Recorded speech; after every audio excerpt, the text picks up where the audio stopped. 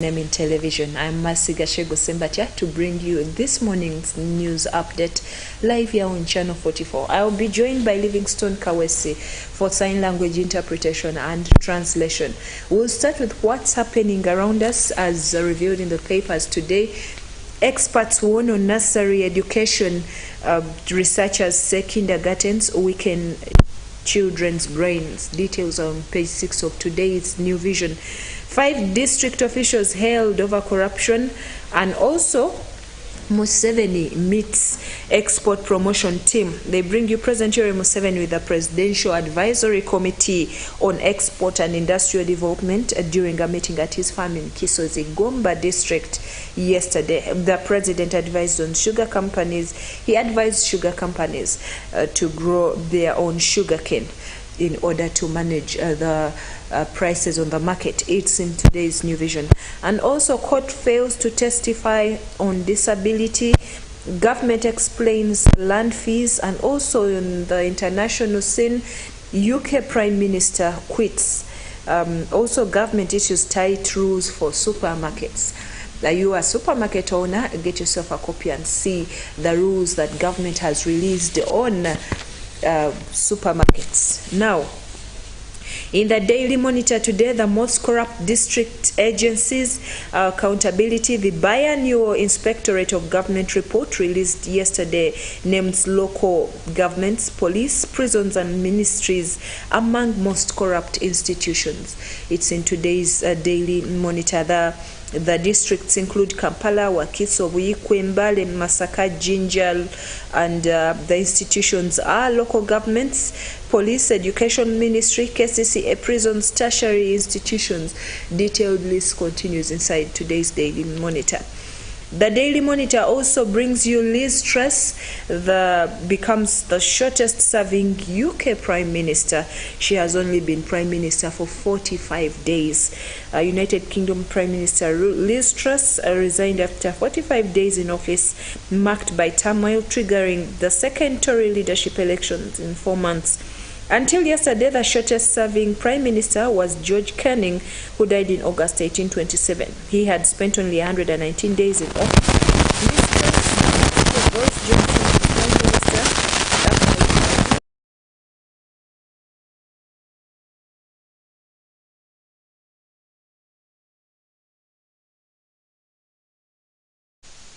Minister, owners of old structures and more time before they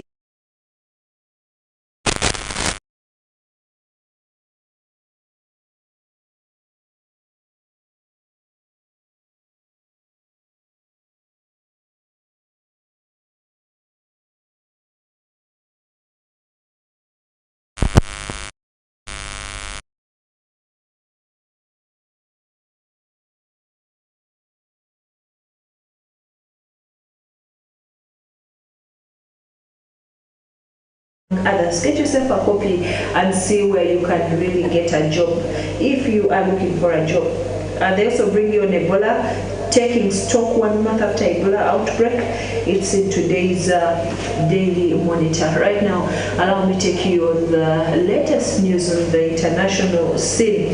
We'll start with what's happening in the region. The Africa Center for Disease Control now says cholera outbreaks reported in several African countries could be linked to climate change. The health body says it has noticed a pattern of environmental changes that has led to a surge in the cases. Kenya is now the latest African country dealing with a cholera outbreak.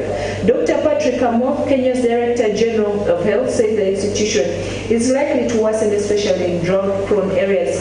This is because bacteria tends to multiply faster in warmer areas. Malawi, Nigeria, and Sudan are all facing outbreaks of cholera. Dr. Ahmed Ogwell, the Acting Director of Africa's Centers for Disease Control, says the number of countries affected could go up due to heavy flooding in several countries in West and Central Africa. Meanwhile, the World Health Organization has reduced the 2-dose cholera vaccine to a single dose due to supply shortage. The single dose will offer limited protection.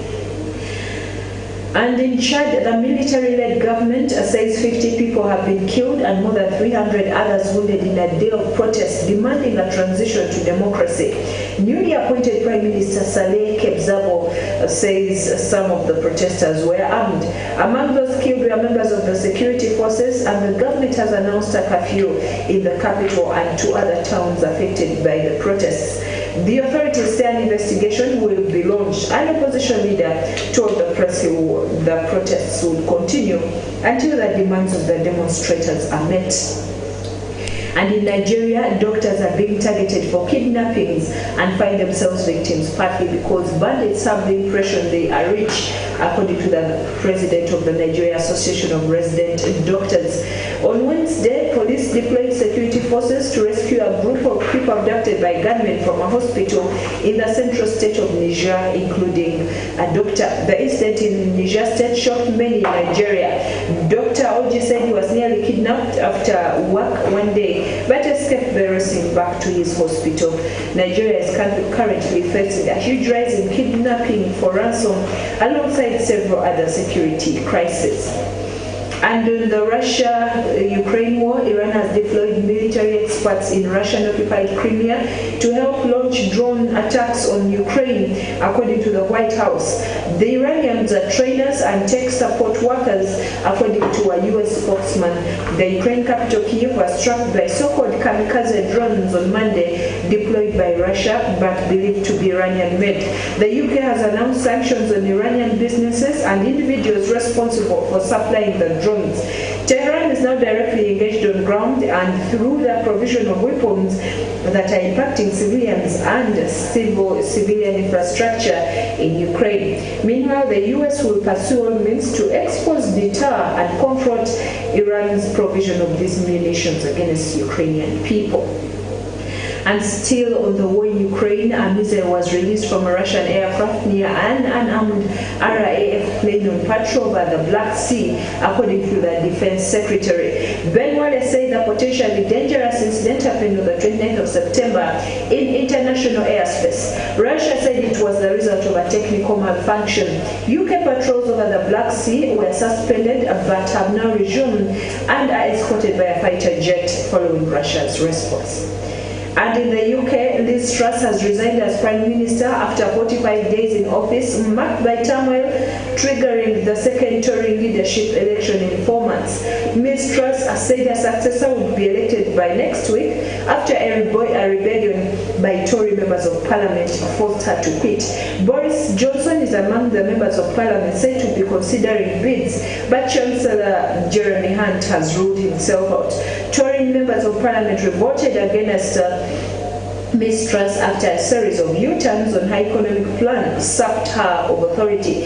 In a brief speech outside Downing Street, Ms. Truss said the Conservative Party had elected her on a mandate to cut taxes and boost economic growth.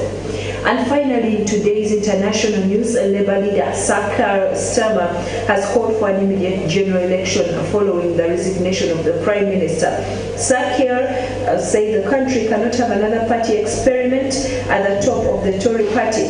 Liz Truss resigned as Prime Minister after just 45 days in the job, claiming she cannot deliver the mandate on which she was elected.